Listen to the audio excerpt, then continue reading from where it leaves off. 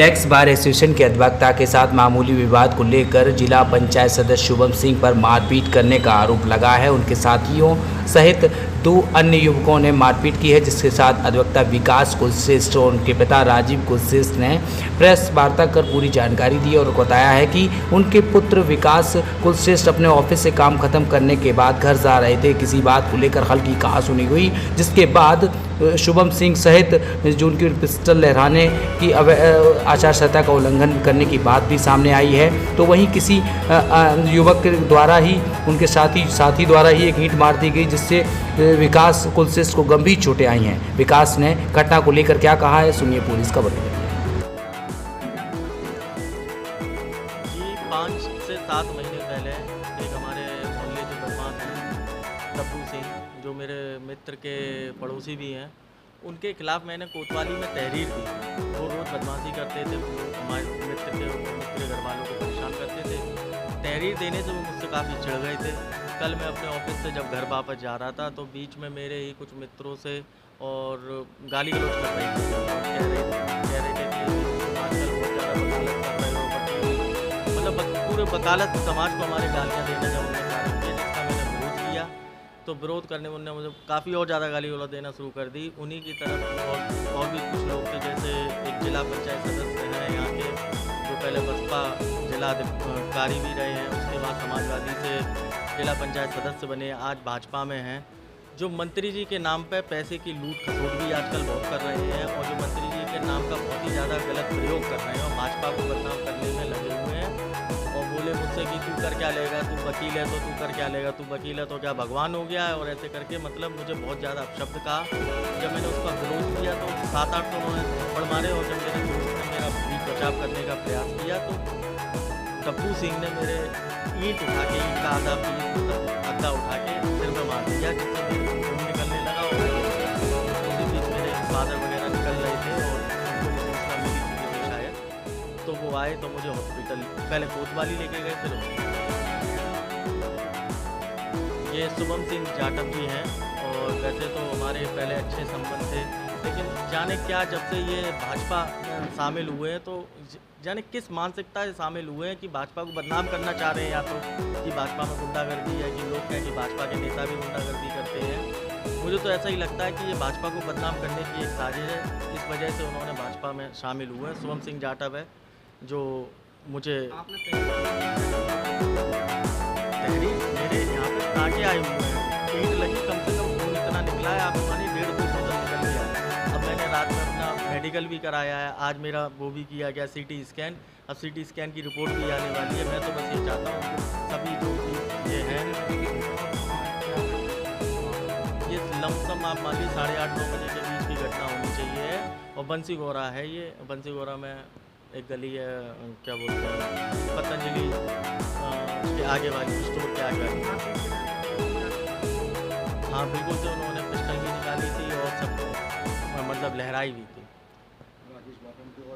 और भी राकेश बाथम, जो मैं जिनसे परिचित हूँ मतलब नाम से, वो राकेश बाथम, डब्बू सिंह, शुभम सिंह जाटव और 4-5 लोगों को मैं शकल से परिचित हूँ, क्योंकि आस पड़ोस मैं इनको छोटा सा शहर है, सब शकल से जानते हैं, लेकिन नाम से नहीं जानता हूँ मैं उन्हें।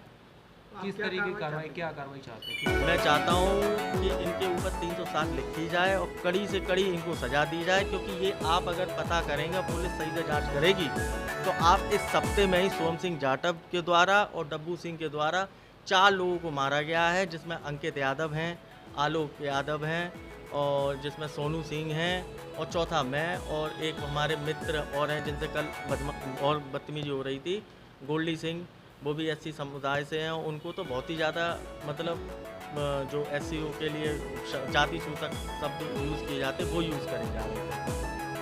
प्रांतीय सदस्य UP टैक्स बार में। कल आपके बेटे पर एक जानलेवा हमला हुआ है, किस तरीके से देखते हैं और अधिवक्ताओं को? एक्चुअली एक समाज का अधिवक्ता एक न्याय पुरुष है। यदि कहीं कोई विवाद होता है तो उसकी ड्यूटी है उस न्याय का सही डिसीजन देके दोनों को अलग करा दे। यही कल घटना हुई है हमारी बेटी के साथ, जिसमें हमारी बेटी ने बहुत प्रयास किया लोगों को।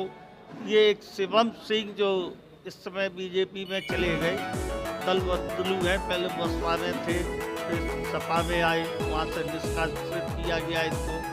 अब हमारे मंत्री जी की कुछ छप खराब करना चाहते हैं, उनके साथ रह के लोगों से ठगी करना।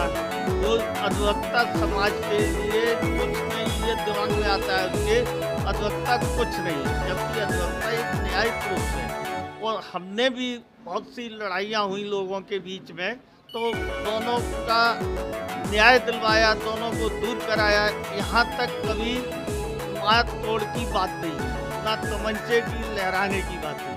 जो कल मैंने मोहल्ले वालों से पूछा क्या हुआ, तो बताया ऐसे ऐसे कोई बात नहीं, आपका तो बहुत अच्छी शालीनता से बात कर रहा था, लेकिन ये लोग दारू पिए हुए थे और पकड़ लिया तुम्हारे बच्चे को। फिर और एक कोई गोल्डी था, उसको बुलवाने लगे, तब बुलवा भी लिया। वो तो बेचारा हट खड़ा हुआ, लेकिन इनके पता नहीं किससे ईंट से मारा या किस हथियार से मारा। अधिवक्ता के साथ जिस तरीके की घटनाक्रम किया गया है, अधिवक्ताओं में किस तरीके यहाँ मेन मांग ये कि भविष्य में कभी भी इस टाइप की अधिवक्ता के साथ घटना न घटे, इसलिए दीवानी, कलेक्ट्री बार, टैक्सेशन बार सभी लोग ये चाहते हैं आगे के लिए कोई घटना न घटे। तो इसलिए कम से कम 307 का मुकदमा लिखा जाए, जिससे लोगों को पता रहे। न लिखा गया तो किस तरीके से ना लिखा जाए तो प्रांतीय लेवल के वकील आएंगे, तब और उच्च अधिकारियों को अवगत कराया जाएगा। देखिए, ऐसा है कि अधिवक्ताओं के ऊपर जो है इस तरीके के अत्याचार जो हैं प्रदेश में भी बीच बीच में कभी कभी ये अराजक तत्व लोग करते हैं, सरकार को मतलब नज़रअंदाज करने के लिए, कि सरकार को बदनाम करने के लिए। हमारा ये कहना है आप सभी लोगों से, पत्रकार बंधुओं के माध्यम से, कि ये संदेश योगी जी तक, प्रदेश सरकार तक जाना चाहिए, जो गुंडा राज समाप्त करने की बात वो हमेशा कहते हैं। कि जब ये कल अपने घर पर यहाँ अपने चैम्बर से वकालत का व्यवसाय करने के बाद जा रहे थे, रास्ते में जो अराजक तत्व मिले हैं, और जिनके द्वारा जो जानकारी मुझे मिली है, वहाँ मौका पर जो लोग मौजूद थे, कि जिनके द्वारा आज चुनाव आचार संहिता लगे होने के बावजूद भी शिवम सिंह के द्वारा और डब्बू सिंह के द्वारा असले दिखाए गए और डायरेक्ट धमकी दी गई, जान से मारने की पूरा प्रयास किया गया। वो तो किसी तरह भगवान की ऐसी कृपा थी कि जिसकी वजह से इनके कोई गंभीर ऐसी चोट नहीं लग पाई है। और इनके कपड़े खून से लथपथ हो गए। पुलिस की अवरक्षा में इन्होंने अपना इमरजेंसी में ट्रीटमेंट कराया, मैं मौके पर पहुँच गया था, और आज इनका CT स्कैन भी हुआ है। और हमारे पूरे संपर्क में जब ये घटना पूरे प्रदेश में और हमारे व्हाट्सएप के माध्यम से जब फैली है, तो तमाम प्रदेश के और मैनपुरी स्थानीय स्तर के तमाम अधिवक्ताओं से उनके फ़ोन मेरे पास लगातार अभी तक भी आ रहे हैं, लोगों से संपर्क हो रहा है। और इस चीज़ पर अभी जो मैनपुरी स्तर से हम लोगों ने प्रयास कर रहे हैं कि यहाँ दीवानी, कलेक्ट्री और टैक्सेशन के जितने अधिवक्ता अभी 1 घंटे बाद यहाँ मीटिंग भी करेंगे, और जिसमें ये निर्णय लेंगे कि अगर जिन लोगों ने हमलावर लोग हैं उनके विरुद्ध अगर कठोर कार्रवाई नहीं की जाती है, धारा 307 के तहत अगर मुकदमा नहीं लिखा जाता है, तो हम लोग आगामी 24 घंटे में कोई आगे की रणनीति तय करें, जिससे हम आपको अवगत कराएंगे। समय दिया जा रहा है इस अल्टीमेटम को लेकर? कितने? अगर ये हमें 24 घंटे के अंदर ऐसे अराजक तत्व अगर गिरफ्त में नहीं आते हैं, तो निश्चित रूप से हमें आगे की कार्रवाई करनी पड़ेगी। मैं 24 घंटे का अल्टीमेटम शासन प्रशासन को इस बात के लिए दे रहा हूँ कि उनके विरुद्ध कठोर से कठोर कार्रवाई शीघ्र होनी चाहिए, क्योंकि इन्होंने जब जान से मारने की धमकी दी हुई है, तो वो तो फिर अभी खुले तरीके से घूमेंगे, वो निश्चित रूप से कोई दूसरा स्टेप लें। इसलिए हमारे लिए ज़रूरी है कि अधिवक्ता लोगों के साथ में कोई इस तरह की घटना न हो।